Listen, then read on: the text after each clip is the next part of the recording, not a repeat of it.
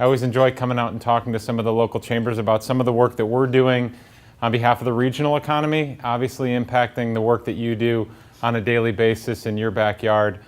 So I'm going to start, and I'm just going to walk through a little bit of what we're talking about at the federal, state, and local level. I oversee our small but mighty advocacy component at the Greater Cleveland Partnership. And every couple of years, we sit down with our members and prioritize the issues that they want us to work on behalf of the broader business community. We have about a 40-member government affairs council that does that over the course of about 6 months to really say what is most important for us that we can accomplish in government advocacy that is going to move our region and our economy forward. So I'll go through some of the sort of front burner issues or the things that are happening right now. But briefly about the Greater Cleveland Partnership, we're a private economic development organization in our community, private sector financed. We have advocacy, physical development, business retention, and expansion team that just worked with the mayor on the Amazon deal. We have folks that go out and meet with our companies and help them understand what they need to grow and expand in our region. A lot of different components of the organization. We also do some financing of some deals in our community as well, but that's kind of the big pillars. But are very active in an assortment of legislative issues, which I'll try to walk through a little bit today. But this is going to be a lot more fun and take a little bit of heat off me if it's more of a discussion and less of a presentation. So feel free to interrupt me at any time, ask some questions, or say you're wrong, or let's chat about that. It'll be a lot more fun that way. But first, a couple of things. Our role is to influence public policy to advance the economy of our region. So again, we sit down with our members and say, what are the top 10 to 15 things you want us to do on a biennial basis? At any given time, we're trying to get 6 things in legislation and 6 things out of legislation. But for starters, who's familiar with this image? I think it looks a little bit different now because there's a little meatball, the NASA meatball right here on the hanger. Instead of that NASA sign, they've spent a little money to upgrade their roof.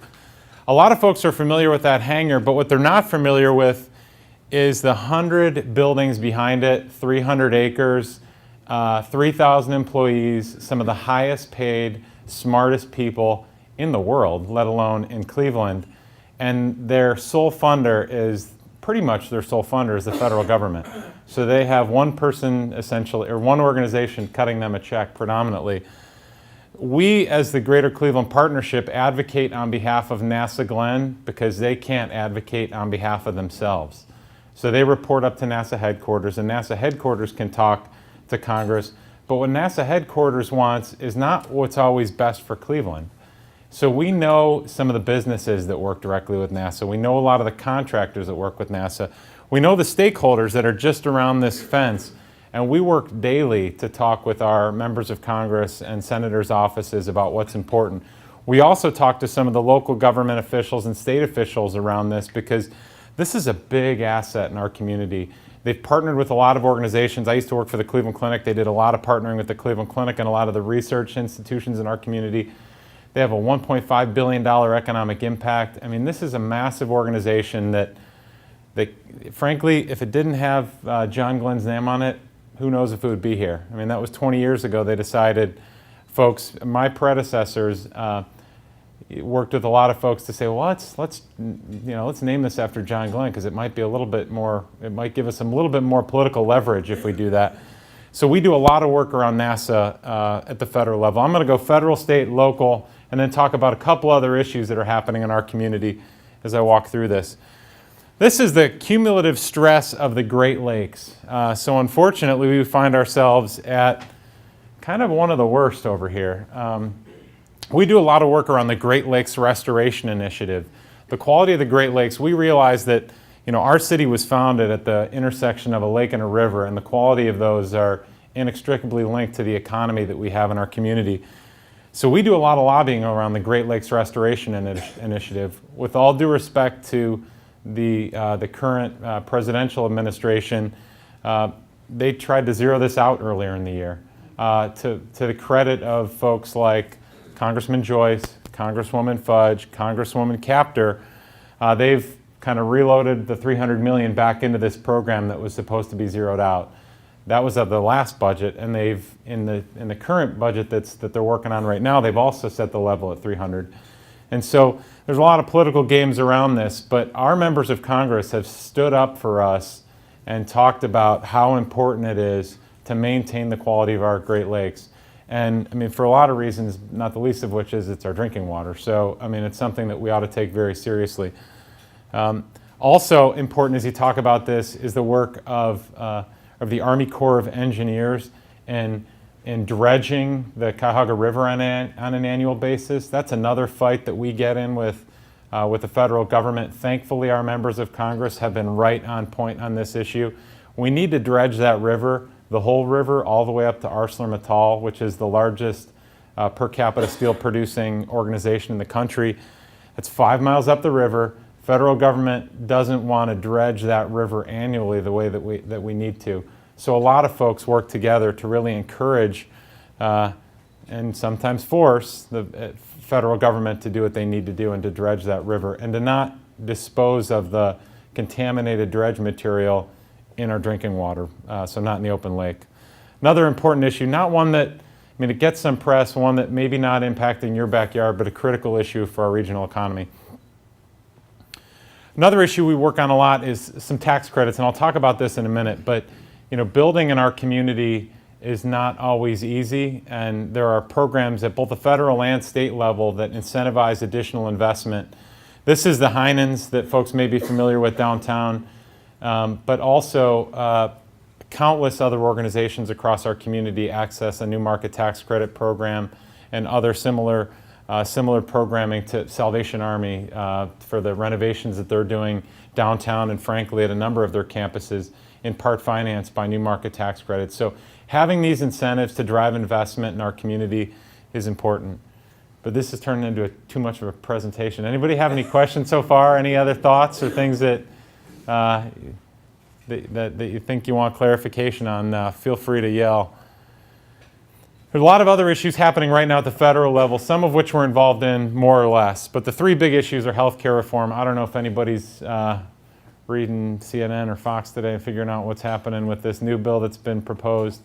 I'll leave that one there. Tax reform is coming next, and it's an issue our members care intimately about. We've had a lot of discussions with our 2 U.S. senators and their offices, facilitating conversations with various segments of our members, our biggest businesses down to our smallest businesses, talking to both senators' offices and the senators themselves to articulate what they want to see in a tax reform proposal.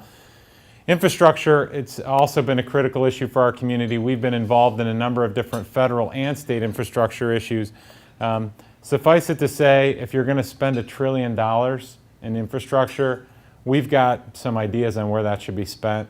So we've provided some ideas to the administration and our members of Congress on projects that we think are of regional significance to our community.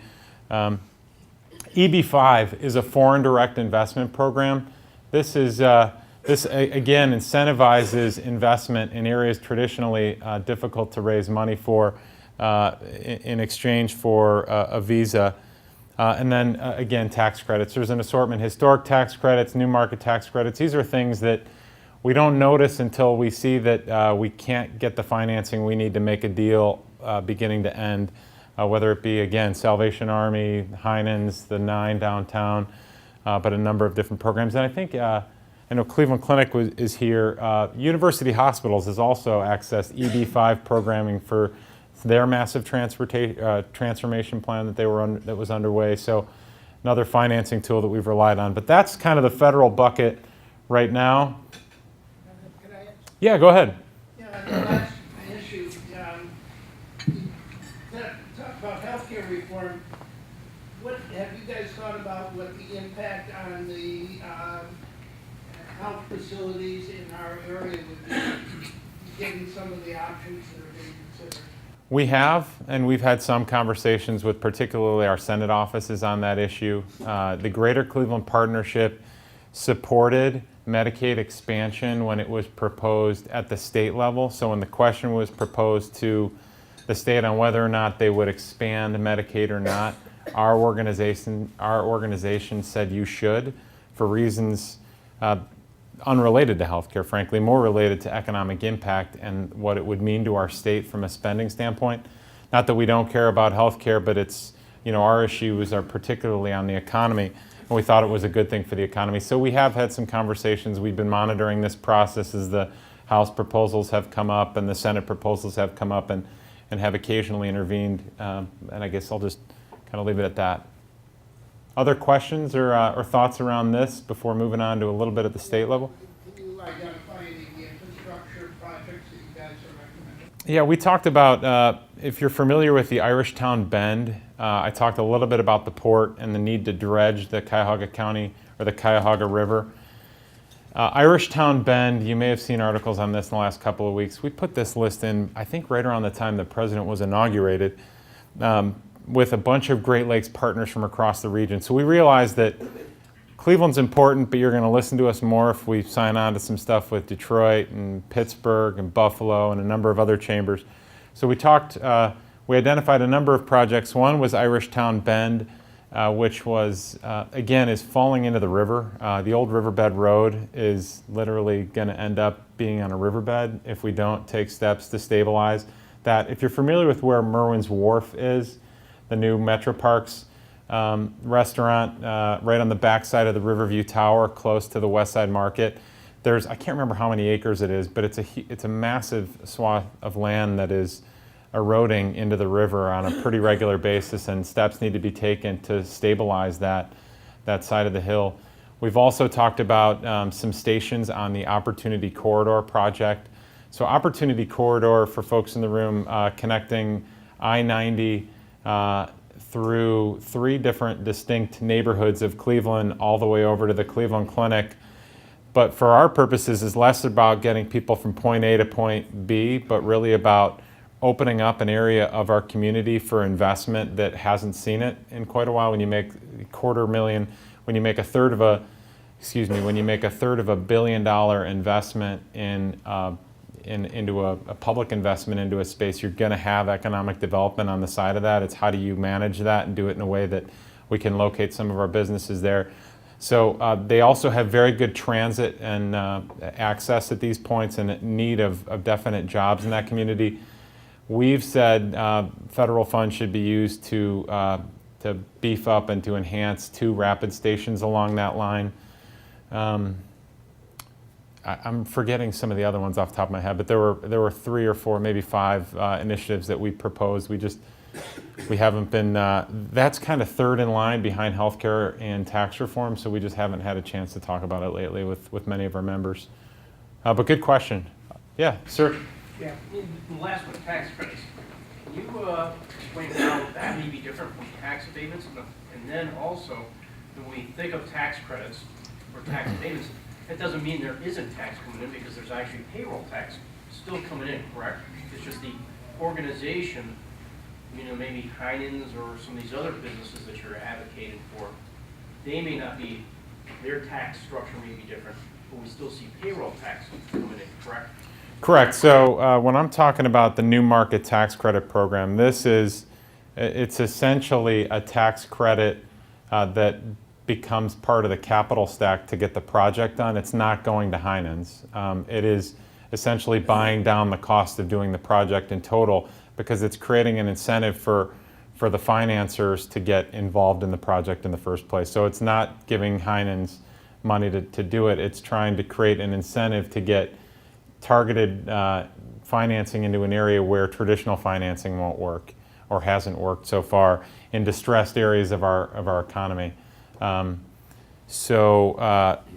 But on sort of generally on other tax, like there's a historic tax credit for old building, for old infrastructure that has also been used by a lot of buildings in our community that were built so many decades ago that need update and renovation. I hope that kind of answers your question. It's not going most of the time to the company directly. And it's different than like a local tax abatement, which is just sort of a different structure. Other questions or thoughts, comments? I'll move along. Here's some of the top issues that are happening at the state level. Tax policy has always been a concern of ours. There have been a lot of proposals by the administration over the course of his 6+ years in office, some of which we've liked, some of which we haven't liked. We've kind of made our perspective known when changes have been proposed to the commercial activities tax or to sales tax or other issues. Transportation has always been a critical issue for us, kind of modeling off of the last slide where the state has not invested a lot of money into transit. It's been a priority of ours for a number of years. They have spent a good amount of money on some of the opportunity corridor style projects and some of the expansion projects. We've been talking more about transit. Third Frontier is a commercialization program, a startup to incentivize investment into the young startup community. I know a number of organizations across our community have accessed this funding over the 15 years it's been in place. It's had a pretty massive impact. And I'll move along to get to more interesting things. You probably can't see this slide too well, but in the last 8 or 9 years, we've had about 20 initiatives of regional significance that have been ballot questions for our communities. Some of these are so local they're Cleveland and may not directly apply to you. But other issues have been in front of us that we have taken a position on and gotten active on as an organization. The ones in red are direct tax levies. So when folks have gone to raise taxes, as has happened last year in the city of Cleveland with the personal income tax, and there's a couple on the ballot that we'll talk about, including Tri-C. About half of these, our organization led the process, so we were actively involved in leading and intimately involved with the campaigns to make them happen.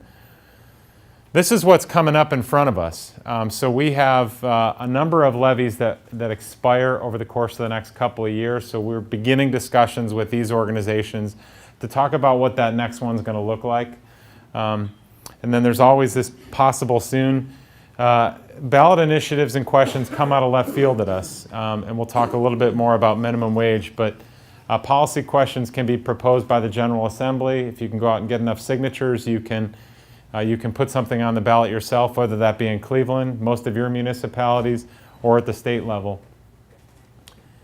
A key consideration for us is, are we taxing ourselves at the right rate? We're trying to incentivize jobs to come to our communities, but when you look at a map like this, the property tax rates for some of these communities is getting pretty difficult. And unfortunately, where there's a lot of red is also where we're in need of a lot of jobs. And so we're trying to find out what the balance is to make sure we have the right tax structure and that we're supporting our public institutions and our public entities, but that we're not pricing ourselves out of getting an Amazon deal because we're too high, and when folks look at us on a chart, we fall to the bottom because our tax structure won't allow the profit that is needed. So these are the property tax rates that are paid in the city of Cleveland. This is the Cleveland School District, the county, the Cleveland itself, the library, Tri-C, which we talked about in a minute. So if you're paying almost $3,000 if you live in the city of Cleveland or own property there, this is how it's broken down. It's probably comparable. I won't speak for you, Mayor, obviously, but it may be comparable to what you're paying in the Warrensville Heights area as well. Obviously, you're still paying the Port, Cuyahoga County library system, the Cuyahoga County, the Metro Parks, etc. But this is kind of typical, but we use this as sort of are we getting too high? What is the right match? Is it right that the lion's share of our investments go into schools? Probably, because Cleveland schools are challenged. So maybe it's okay. This is what we talked a little bit a while ago with Michael about Tri-C and the proposal that they have on the ballot this November. Our organization just this morning met with our board to talk about what our positions would be on these initiatives and are going to be communicating them with our 8,500 members. You may be aware, you're probably seeing it all over the television for folks that still watch commercials and don't sort of TiVo through them or fast forward through them. This drug pricing initiative is probably going to be the most money ever spent on a statewide ballot initiative in our state, going past the $65 million or so that was spent in the late 2000s on a separate issue. This would make the drug pricing, the pricing of drugs for any organization in a contract with the state of Ohio, no more than what the Veterans Affairs Administration currently pays for that drug. So it's a drastic reduction in the amount of payment that can be made for those specific drugs. This issue was on the ballot in California last year and lost by 6 points, and the two sides spent $250 million on it in California. So there is a lot of financial interest in this issue. You're seeing commercials already. I'm getting mailers. I don't know if other folks are. We've decided to take a position of no on this initiative for a lot of different reasons, but not the least of which is it's very vague. Folks complain when a piece of legislation is thousands and thousands of pages, but when it's 2 pages, you probably haven't clarified all the information. This one's 2 pages. So if you are going to initiate legislation in the state of Ohio drastically impacting what people pay for things that keep them alive, you might need to put a little bit more thought into this, is just sort of the vagueness that is in this proposal. Also, these costs go somewhere. They're not going to completely fall out the system. I can imagine any business in this room, if somebody came to you and said, nope, you're only going to charge this much for your product, you're going to do probably one of 2 things. You're going to go out of business, or you're going to find somebody else that is currently paying you for something else to cover that cost. The concern with this proposal being these costs will get shifted onto current paying customers, third-party payers, insurers, etc., which are ultimately all passed on to us. So if you're concerned about the growing rate of healthcare, this isn't the way to get to it. I think our organization recognizes that drug pricing is an issue. We're not foolish enough to think that there doesn't need to be some attention on this issue. But like a lot of things, when you're going direct to the ballot to get a solution to a problem and you're not using the representative democracy, there's probably somebody who has some of their own interest at stake in that discussion. So this is proposed by that California organization that lost last year in California. They went out and got a bunch of signatures and put this thing on the ballot. So we are opposing that initiative. Go ahead. But on the ballot, it is to vote for it, right? Yeah, And so that's they're taking a no. yeah, we're taking a vote against this initiated statute, which would set the prices at a certain level. Oh, I thought you were just stretching your arm. Okay. Other question? Good question, though. We're also taking a position in support of the port. So the Port of Cleveland, I've talked a lot about things that intersect with that Cuyahoga River, but our Port of Cleveland, $3.50 out of every $100,000 in property that is owned in Cuyahoga County is it's a $3.50 a year tax. The lowest of all our taxes. If you go back here, it's this red line that you can barely see. They contribute on an annual basis $140 million in state and local sales tax by the activity that they generate off that port. It's just a really good ROI to have this port that is actually expanding, has now European service that our members are using. So our members are robustly supporting the Port of Cleveland. You look like you've got a question now, though. Right, you said ROI. I know it's an acronym, but I just... Return on investment for the money that's spent. This generates countywide, this is a countywide tax, about $3.1 million a year, which is about a third of the port's budget. Very little of it goes to operations. It's really about the management and maintenance of that port structure, which I just thought it was a place where I parked my car for Browns games before I started working in the economic development space in Cleveland. But I mean, that's a very active port that is seeing a good amount of traffic, ever expanding. So it's not what it was 10, 15 years ago. This is, I think in the end they'll probably put the Browns parking out of business before long because they're seeing a lot of activity on that port. We've decided this is issue number 59. Sorry, I'll get to the county last, which is 61, and I'll tell you why in a second. Issue 60 is the Cleveland Public Library System. We've decided to remain neutral on that initiative. This is for a couple of reasons. First of all, they're going a year early, so their levy is not due to expire till next year. So we've had a lot of conversations with the Cleveland Public Library System around what we would argue is a pretty substantial increase that we would need some more information around before we would be supportive of it. The libraries are important. We're not coming out against it. We frankly won't be talking about it much. But that adding $70 per every 100,000 on a tax for the city of Cleveland, we just didn't think this was the right time to do that. They still have a year to renew if they're not successful. They're currently You currently pay 178 a year, 40%, nearly a 40% increase. We just thought needed additional justification. On Cuyahoga County College, it was great that Michael was here today because I don't really need to talk about it a lot, but $17.50 a year in addition to what you're already paying to the Tri-C. We definitely see the return on investment with that one. We talked with Dr. Johnson this morning from Tri-C, who was at our board meeting and said a few words about this issue. But this is an important issue. I mean, we see there's a lot of in-demand jobs in our region, and Tri-C plays a unique role in solving that. The biggest challenge our members deal with is getting the skilled workforce they need, and Tri-C is right in the middle of solving that equation. They already do an exceptional job. They've been a good steward of the public resource. But their issue 61, because every year they flip them back and forth on whether county issues go first or city issues go first.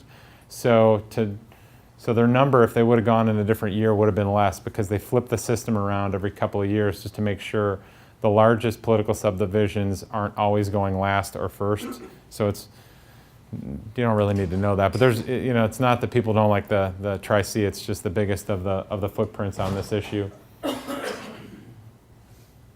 There's also a discussion that's happening. It's happening locally in the city of Cleveland, or at least it was last year, and could come back. Also, a discussion is starting to ramp up statewide, or at least it looks like there's a discussion ramping up statewide around minimum wage.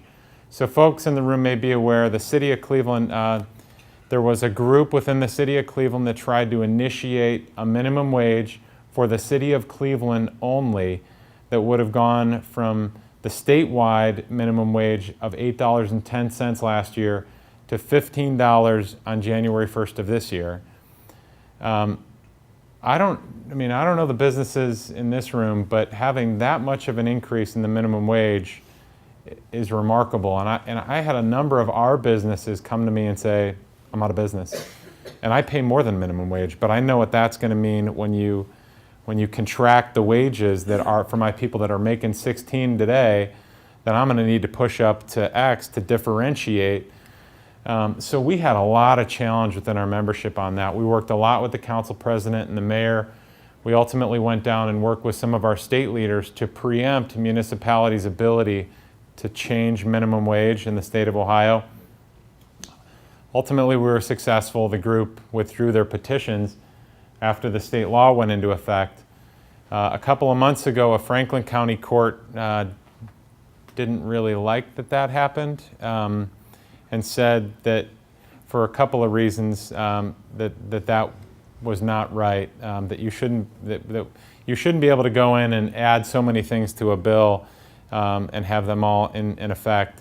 So essentially invalidating that provision for Franklin County. So it doesn't directly impact us, but there's a little bit more vulnerability, and so we're continuing the discussion with state leaders on whether we can button that up now that at least one court has started to speak around that. But it's still an important issue because folks are thinking and talking that this could be coming at us as a statewide initiative in 2018. Now, I don't know what level it will come at us at if folks go and try to secure petitions and put this thing on the ballot. But that'll be a different question for organizations like ours. We were most concerned with how fast it was going up and that it was Cleveland only. It's a different question if it's statewide. And I don't know what that number ought to look like. The minimum wage statewide is $8.15 today. It was $8.10 last year, but it's indexed to inflation. So it goes up on a scale every year or two. But over the course of the last 21 years, 20 states have raised their minimum wage through ballot initiatives, and only 2 have lost. So it's kind of like the Indians. I mean, these things just don't lose. And I mean, these are all different values. I mean, some are $12, some are $10, some are, this is $13.50, this is, I think, scales up to $12. I don't know what the right number is, but I think, folks ought to start having a conversation around what does that really look like when you start to look at us versus other communities, and does it make sense to engage in a dialogue around this, which is challenging. But going all the way up to 15, does that competitively put us in a disadvantage over getting, an Amazon? I mean, I don't know. I mean, you would probably know better than I would, Mayor. So that's been an important issue that we've been monitoring.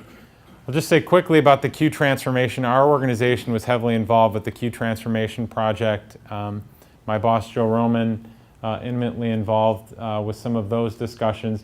Again, the same group that was pushing the City of Cleveland minimum wage is part of that group is the group that was challenging the Q transformation project. So,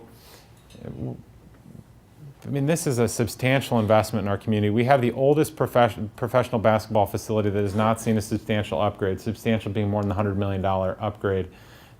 I went to the opening of this. I still have the little Gund Arena from the ribbon that was cut, and I feel like it wasn't that long ago, but this building is old. And facing the challenge and having a group trying to come in and almost stop that. I mean, they stopped the project for a couple of weeks. Thankfully, it's back on track. But this facility, probably unlike any in our community, contributes economic impact to our region. There are things that wouldn't be here otherwise. They've added to our downtown. They've created a real place. You're seeing the incentivized additional downtown development, which has accrued to all of us. And they've got hundreds, I think it's over 1,000 events a year in this building. Like, we think of the 41 basketball games for the Cavs plus the playoffs, which they don't have a lot of games because normally they're working through their opponents pretty well. But they do a lot more than just professional basketball in this place. And a real reason why we are able to compete as a region to secure big things like the RNC is because we have a tenant in that building. I mean, if you go to Cincinnati's arena, and a key differentiator between us and Cincinnati is they haven't had a primary tenant in their arena for years. So they have nobody on the private sector side that is worried about investing in these facilities. So it's a balance. And I understand the challenge that folks think we shouldn't be using public money for these sorts of projects, but that's not reality. I mean, there's dozens and dozens of these facilities, and there may be one or two at most examples where there is not a public sector contribution or public sector involvement. So I think it's about trying to make sure it's a good balance. Other issues happening in our community. A lot of folks, I was talking earlier about what's going on at the airport, Charlie, and thanks again for sponsoring today. But the airport, we got dehubbed 3 or 4 years ago from United. I still remember that day. It was a pretty sad day for our community. But we're growing year over year in ways with a lot of other carriers. So United, important player in our space still, but they were boxing out a lot. This stat went down a line, I'm sorry, when we moved it over. But this should be up next to that one. They're down in terms of seats year over year, but we have a lot of what is called O&D traffic in our airport, origination and destination. A lot of us are traveling. So there was a lot of throughput when you had United here with the hub, but we're still traveling and we still need to get where we're all going. So we have a lot of origination and destination traffic. And as you look at this, I know this is a little bit complicated, but this is year over year what passenger traffic in total is. We got these from the airport, who we work with directly, and they presented at a meeting a couple of weeks ago, and I said, I'm stealing a couple of your slides because they're excellent. And we work a lot with our members on these issues. But the numbers were pretty low after the dehubbing earlier. This is month-to-month passenger traffic at Hopkins. Higher than 2016. So July of 2017 had higher airport traffic than July of 2016, when we brought 50,000 people here for the Republican National Convention. So while we may have seen a dip from United, and we may not be a hub, it may take us 2 days to do the old one-day trip that you wanted to do, we have a lot of people flying in this community, and it's prompting a great deal of interest from private carriers. Icelandic Air and WOW Airlines, just in the last couple of weeks, are saying, we're going to find a way to get people from Cleveland to Europe without having to go through Newark or Detroit to go to Reykjavik in Iceland, which people may laugh about, but it's 5 hours to Reykjavik and 3.5, 4 hours to most European destinations, and you don't have to deal with Newark Airport. So it's a first step to getting primary international carriers. So it's it's sort of proving the market. So it's an important issue at our airport and something that folks at our organization are working on daily. Another good thing about the airport is you've seen a drastic decrease in the cost it takes for you to buy a ticket to fly somewhere. So this competition between all these carriers has been good for the customer's pocketbook, even if it may take you another hour or two to get someplace because you've got to fly through somewhere to get to where you're going. But the airport knows, and we know, kind of the punch list of the most in-demand areas, and we're in demand meaning cities that we can't currently get to direct, and they're trying to work their way up that list with different carriers, but it's definitely a balance between the public sector and private sector. I wouldn't be, I can't be out near North Randall without talking about Amazon a little bit more. So again, kudos to Mayor Smith. I know our team, my colleague Deb Janik, worked directly with the mayor on the announcement a few weeks ago. And it's great that as they're announcing they want to build a second headquarters in America, that we know some of these people now. And it's not a cold conversation when you talk to them, which is always good. There are folks in our organization working very closely with the mayor of Cleveland and the Cuyahoga County executive to work through what a bid could look like for our region. This is going to be big competition across. I mean, when an organization goes and says we're going to do this and we're going to add 45 to 50,000 new jobs in a community, I mean, you're not doing your job if you're not taking a look at whether you can match that. And I don't really have any news for you here other than people have counted us out before. Nobody thought we were going to get the RNC. Nobody thought we were going to win the finals. I don't know, maybe it's a bad example. But when our community, when the mayor and I were talking a couple of minutes ago, when our community rallies around something, we're really, really good at it. And that's not me talking about GCP. That's the folks in this room. That's the partners at the county. That's local, that's people saying, look, I'll collaborate. And so I think folks are rallying around this, and we'll see what happens. If nothing else, I think it proves and shows that how well we can work together and demonstrates to an international business that we're a real player. And clearly we've already demonstrated that in part to say, look, we're where you want to be. So that's all I got. Questions? Going back to the previous slide, you talked about all the elements that make us competitive with other communities and things. What did the top 4 or 5 issues come down to for locating At Randall? Yes. Location, accessibility in terms of the land, municipal cooperation. Funding was really never the biggest issue, but we checked that out. And this one's a little bit different with it, a headquarters versus a distribution center. So, I mean, they've put out online exactly what they're looking for. I mean, it's, they want a population of over 1 million regionally, which we can still hit. We're around 2. They want smart transportation system, which we hit with the RTA. And I mean, I think that, we're competitive. I'm not, I don't want to build expectation here, but they kind of put out what they're looking for. You already have some press and different organizations kind of going through and doing their crystal ball thing of starting to say, well, here's where, this is where city X, Y, and Z falls out. But we've got a shot. So, sir? Make some phone calls, Mary. You know folks over there. Charlie? What do you think the next 1 or 2 biggest big projects are for the region? What's GCP's role? The next, public-private partnership. That's a good question. I'm not sure. I think that I mean, I naturally go towards some of the transportation projects that we've done over time, working, whether it's the Opportunity Corridor project that we're heavily involved in. I don't know, that's a really good question. I'm not quite sure. Stumped. Sorry, you in the back?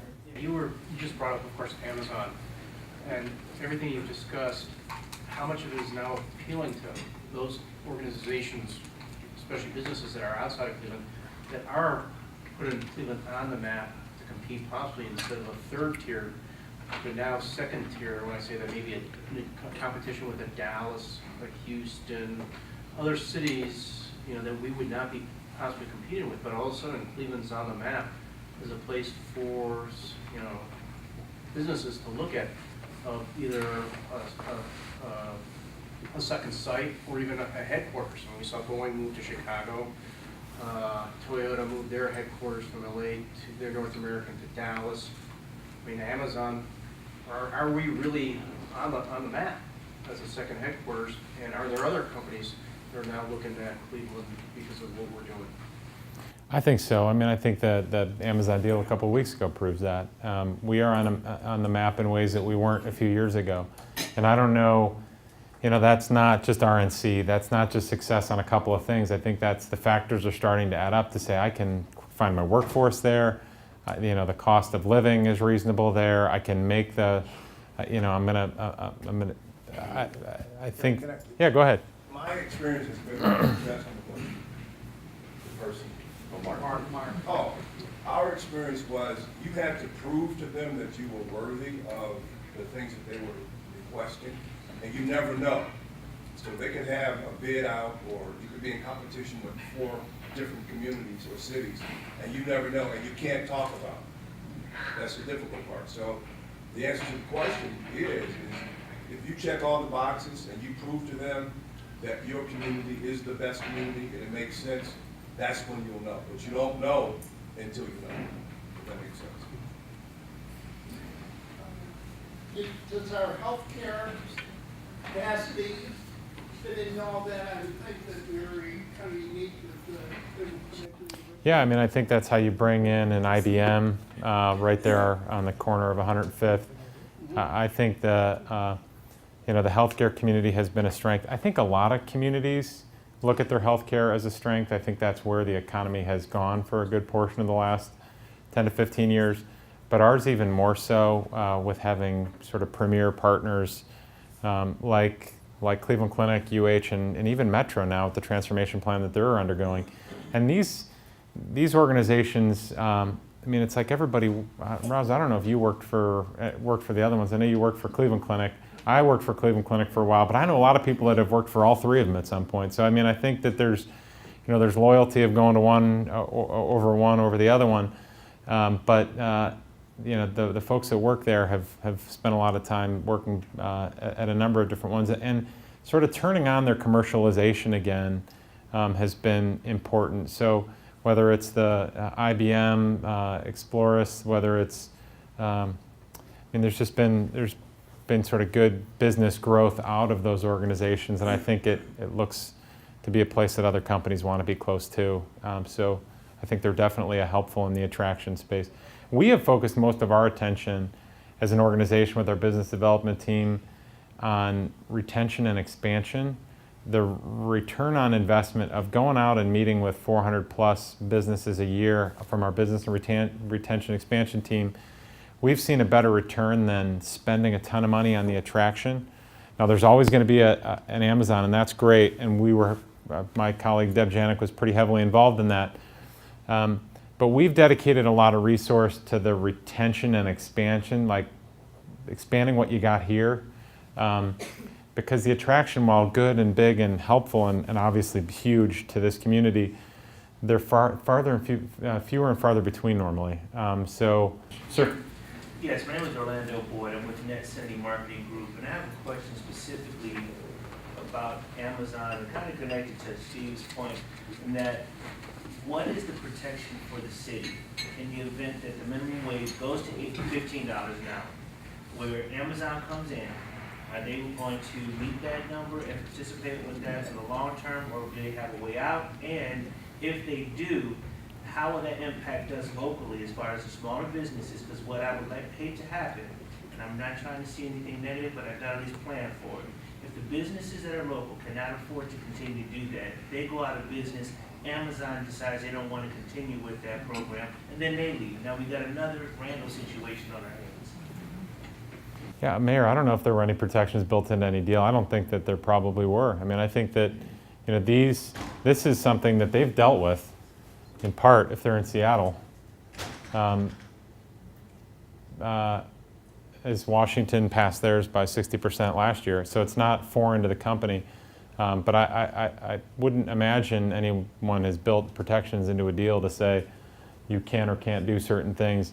I mean, that's why we're concerned about that. I mean, I think that this is happening nationwide. It's just how aggressive are you, and do you do it in a way that has such negative consequences to the economy of our region?